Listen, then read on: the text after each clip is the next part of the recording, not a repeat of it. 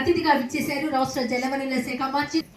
మీ అందరికీ కూడా ముందుగా మహిళా దినోత్సవ శుభాకాంక్షలు కూడా ముందుగా మీ అందరికీ కూడా తెలియజేసుకుంటూ ఉన్నాను. ఎందుకంటే ఈరోజు ఎక్కడైతే మహిళలు గౌరవించబడతారో అక్కడ దేవతలు సంచరిస్తారనేటువంటి నమ్మకం, విశ్వాసం ఉన్నటువంటి వ్యక్తులు మేమందరం కూడా.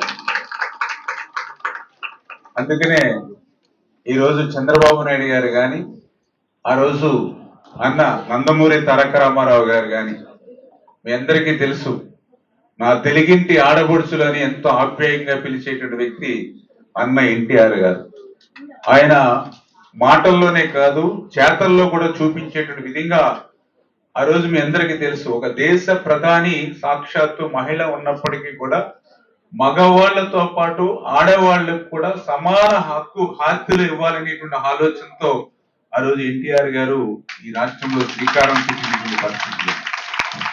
అదేవిధంగా తర్వాత వచ్చినటువంటి చంద్రబాబు నాయుడు గారు కూడా ఆలోచన చేశారు.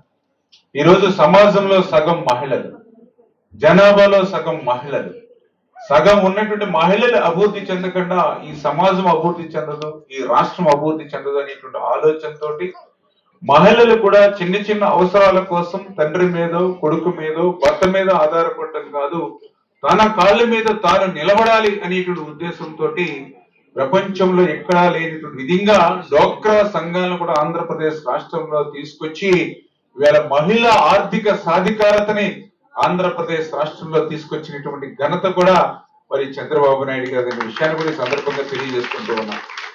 అదేవిధంగా మరి ఏదైతే ఈరోజు కూడా మీరు చూస్తూ ఉన్నారు, ఏదైతే దీపం పథకంలో గ్యాస్ ఇస్తూ ఉన్నాం అంటే అనుకోవచ్చు, అంటే ఇదేదో ఒక సంక్షేమ పథకం అని మీరు ఆలోచించక్కర్లా, ఇది మీ అందరి యొక్క ఆరోగ్యం కోసం. ఎందుకంటే ఆ రోజు కూడా చంద్రబాబు నాయుడు గారు చెప్పారు, చిన్నప్పుడు ఆయన తల్లి కూడా కట్టెల పొయ్యి పెట్టుకుని ఆ కట్టెల పొయ్యి ఊతున్నప్పుడు ఆ యొక్క పొగ ఏదైతుందో నోటి ద్వారా ఏదైతే లోపలికి పోయి ఈ యొక్క లంగ్ ఇన్ఫెక్షన్, లంగ్ క్యాన్సర్ ఇటువంటి బారిన ఎవరైతే పడుతూ ఉన్నారో అటువంటి మహిళలు ఆరోగ్యంగా ఉండాలనేటువంటి ఆలోచన. ఎందుకంటే మహిళ ఆరోగ్యంగా ఉంటే ఇల్లంతా కూడా ఆరోగ్యంగా ఉంటుంది. అందుకని అటువంటి మహిళల ఆరోగ్యాన్ని కాపాడాలనే ఉద్దేశంతో ఆ రోజు ఆయన దీపం పథకంలో పెద్ద ఎత్తున, ఎందుకంటే మీకు కూడా తెలుసు, నాకు కూడా తెలుసు, నేను కూడా అప్పుడు చదువుకుంటున్నటువంటి రోజులు, డిగ్రీ కానీ లేదంటే ఎంఏ చదువుకున్న రోజులు అనుకుంటా. ఆ రోజు గ్యాస్ కావాలని అంటే మా ఊర్లో ఎంపీ సంతకం కావాల్సి ఉండేది, ఎంపీ సిగ్నేచర్ ఉంటేనే గ్యాస్ సిలిండర్ మన కనెక్షన్ ఇచ్చేవారు. అటువంటి పరిస్థితి ఆ రోజుల్లో ఆయన మహిళల ఆరోగ్యాన్ని కాపాడాలని దీపం పథకంలో పెద్ద ఎత్తున ఆ రోజు కనెక్షన్లు ఇవ్వడం, మళ్ళీ ఈ రోజు మళ్ళీ ఉచితంగా మళ్ళీ 3 గ్యాస్ సిలిండర్లు ఇచ్చేవాళ్ళనేటువంటి నిర్ణయం తీసుకోవడం అని అంటే అది ఒక మహిళల ఆరోగ్యాన్ని కాపాడాలనేటువంటి ఒక ఆలోచనగా.